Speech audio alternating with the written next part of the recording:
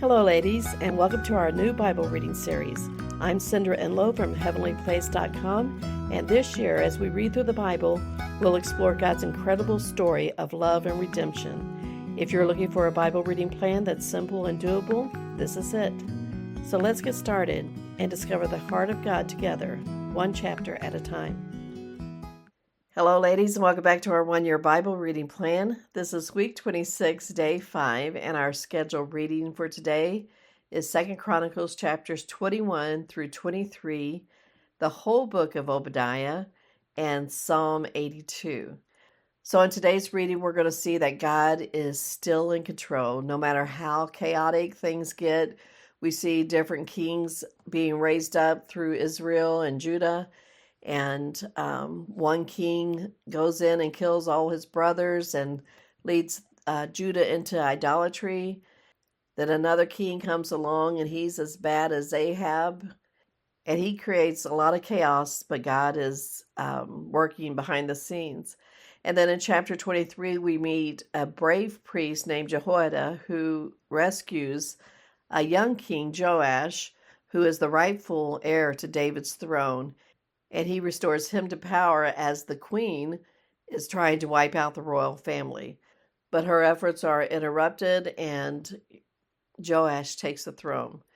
And then in the book of Obadiah, we see that it's only one chapter long, but it's a prophecy against Edom, which is a nation that took advantage of Israel's downfall. And God promised that pride would be brought low and that justice would come.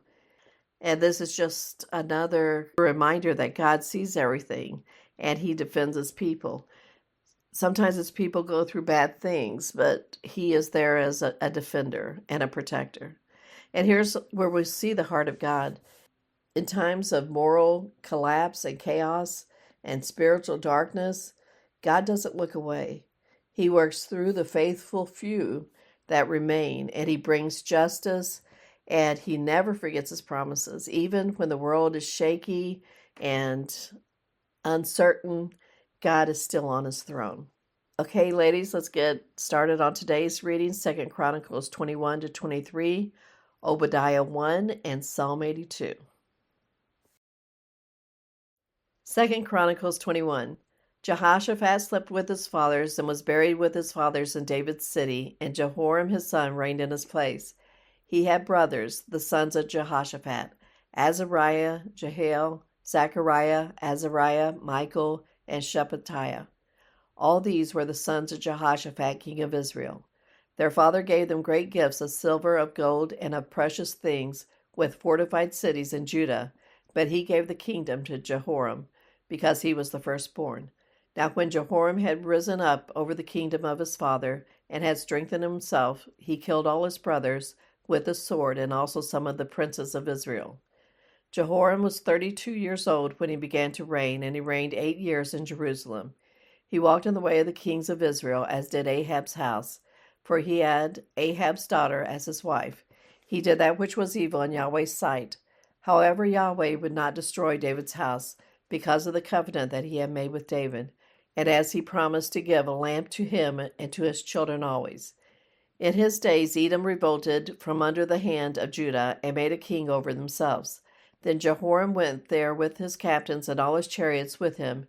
He rose up by night and struck the Edomites, who surrounded him, along with the captains of the chariots. So Edom had been in revolt from under the hand of Judah to this day. Then Libnah revolted at that same time from under his hand, because he had forsaken Yahweh, the God of his fathers. Moreover, he made high places in the mountains of Judah, and made the inhabitants of Jerusalem play the prostitute, and led Judah astray.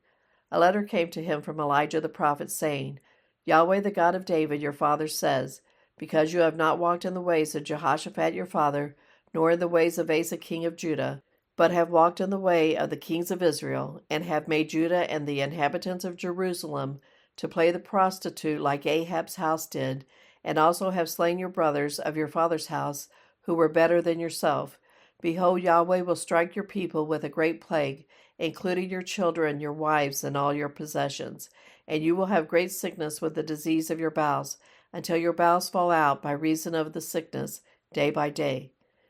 Yahweh stirred up against Jehoram the spirit of the Philistines and of the Arabians who are beside the Ethiopians, and they came up against Judah, broke into it, and carried away all the possessions that were found in the king's house, including his sons and his wives, so that there was no son left to him except Jehoahaz, the youngest of his sons. After all this, Yahweh struck him in his bowels with an incurable disease. In process of time, at the end of 2 years, his bowels fell out by reason of his sickness, and he died of severe diseases.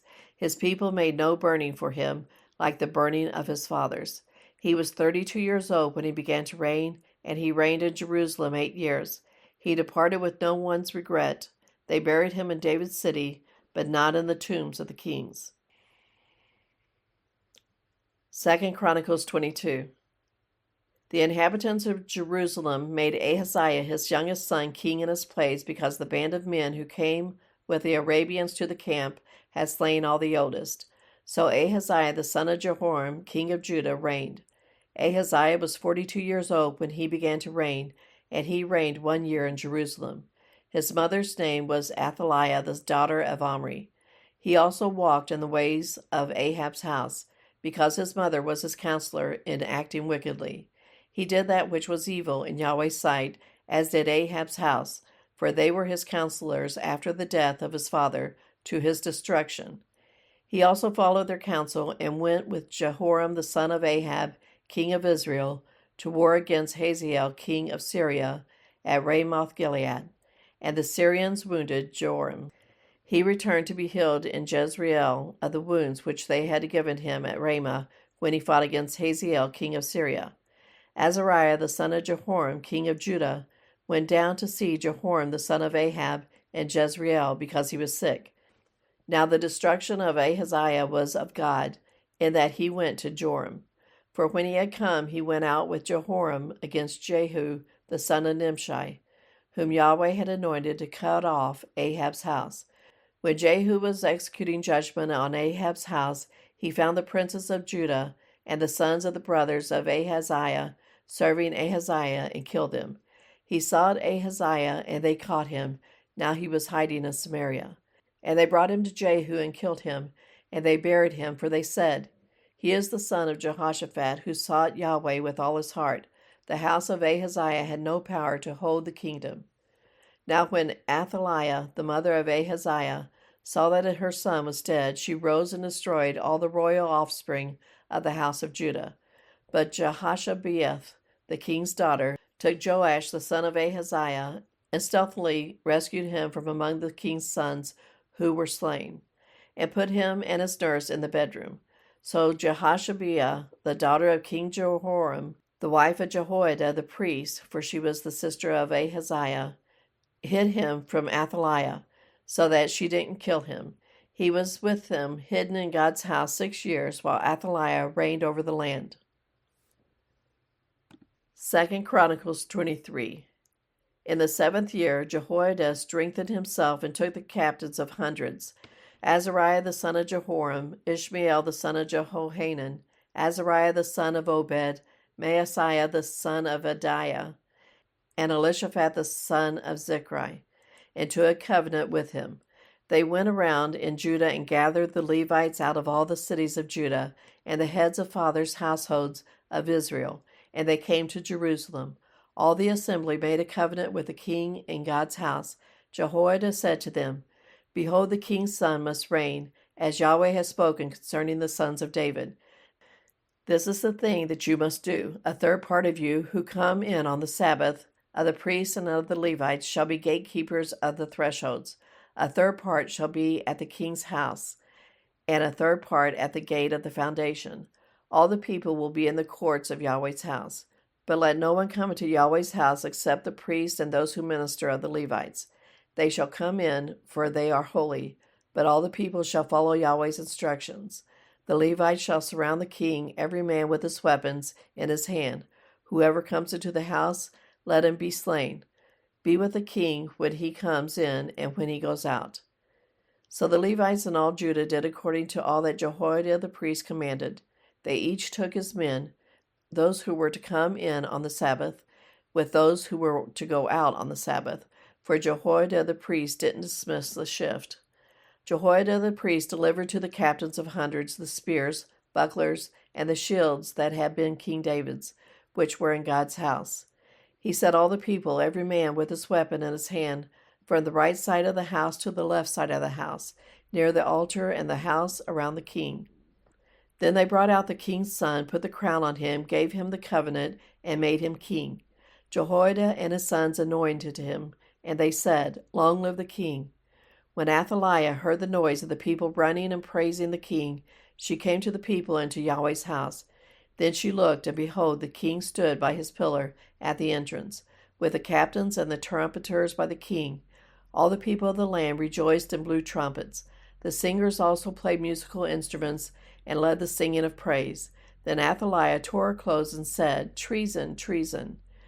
Jehoiada the priest brought out the captains of hundreds who were set over the army and said to them, "Bring her out between the ranks, and whoever follows her, let him be slain with the sword." For the priest said, "Don't kill her in Yahweh's house." So they made a way for her. She went to the entrance of the horse gate to the king's house, and they killed her there.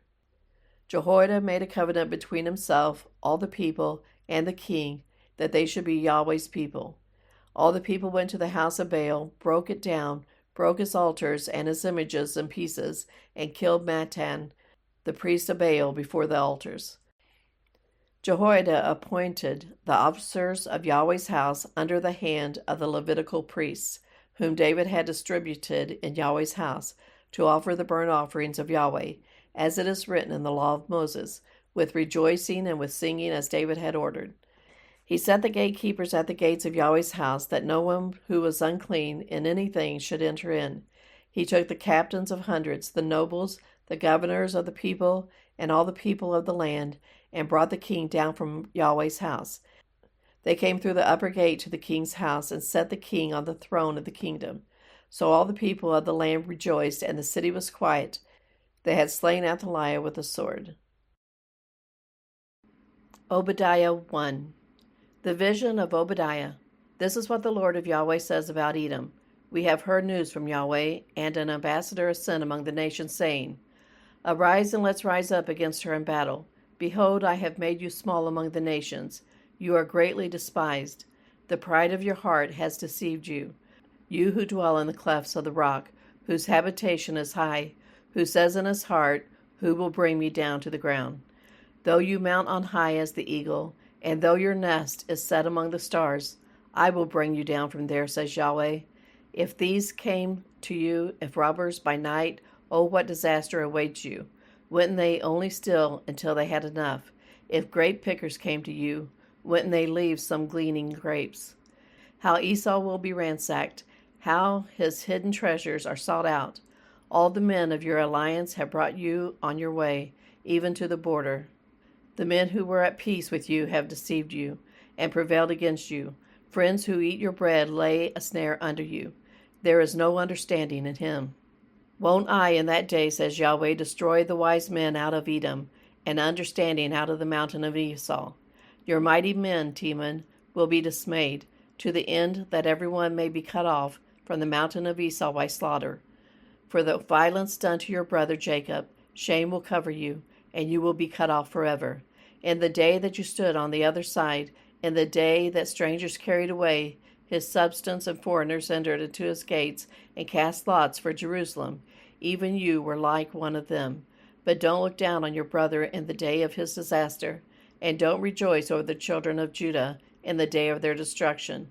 Don't speak proudly in the day of distress. Don't enter into the gates of my people in the day of their calamity. Don't look down on their affliction in the day of their calamity, neither seize their wealth on the day of their calamity.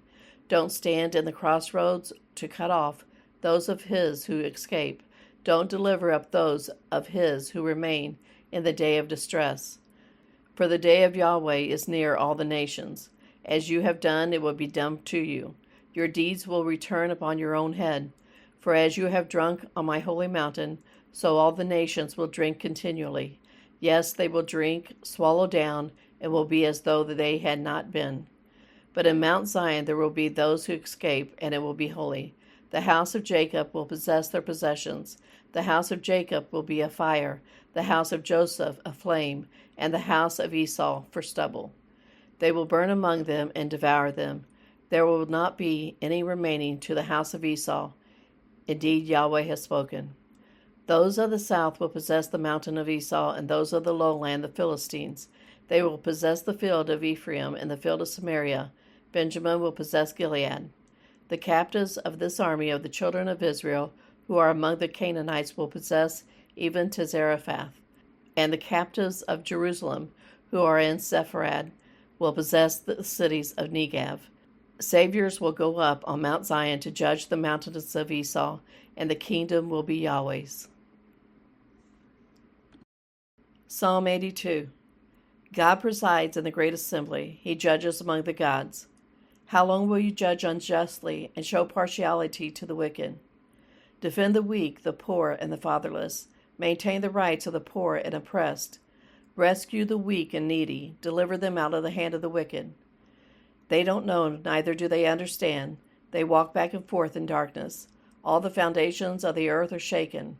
I said, You are gods, all of you are sons of the Most High. Nevertheless, you shall die like men, and fall like one of the rulers. Arise, God, judge the earth, for you inherit all of the nations.